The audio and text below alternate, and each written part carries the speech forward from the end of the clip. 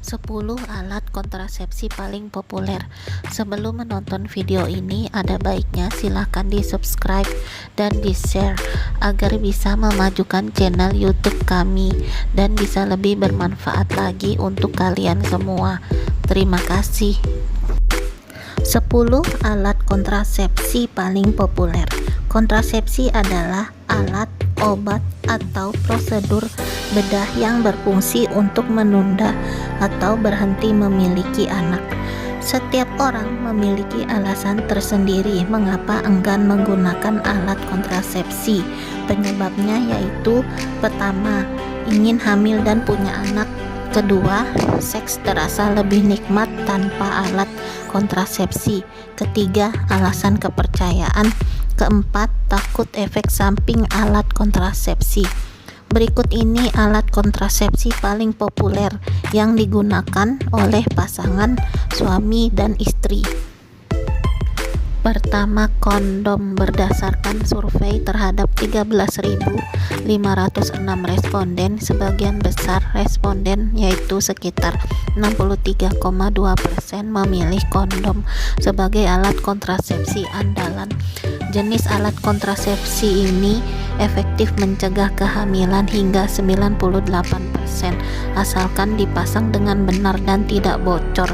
Bahkan kondom merupakan satu-satunya alat kontrasepsi yang dapat mencegah penyebaran infeksi menular seksual atau IMS. Yang kedua, IUD. IUD adalah alat kecil berbentuk T yang dimasukkan ke dalam rahim guna mencegah terjadinya pembuahan.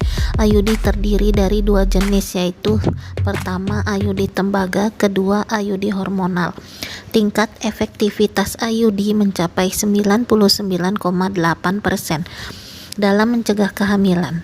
Alat KB jenis ini bahkan dapat digunakan sampai 3-5 tahun, tergantung dari jenis IUD yang dipilih. Yang ketiga, pil KB. Pil KB termasuk ke dalam 3 besar alat kontrasepsi paling populer di Indonesia dan dipilih oleh 7,4% responden. Pil KB mengandung 2 hormon, yaitu hormon estrogen dan progestin yang berfungsi untuk menghambat pelepasan sel telur atau ovulasi. Kontrasepsi hormonal ini memiliki tingkat efektivitas hingga 98% selama diminum secara rutin dan disesuaikan aturan. Yang keempat, suntik KB. Suntik KB termasuk salah satu jenis alat kontrasepsi yang cukup diminati di Indonesia dan dipilih oleh sekitar 5% responden. Suntik KB mengandung hormon progesteron atau kombinasi progesteron dan estrogen dan disuntikkan pada lengan bagian atas atau bagian bokong setiap 3 bulan guna melindungi wanita dari kehamilan. Yang kelima, tubektomi. Tubektomi adalah salah satu bentuk kontrasepsi mantap atau kontap dengan cara memotong tuba. Ketika tuba falopi dipotong, maka sel telur tidak dapat masuk ke dalam rahim dan sperma pun tidak bisa membuahi sel telur. Tuba falopi yang sudah dipotong tidak dapat dikembalikan lagi seperti semula.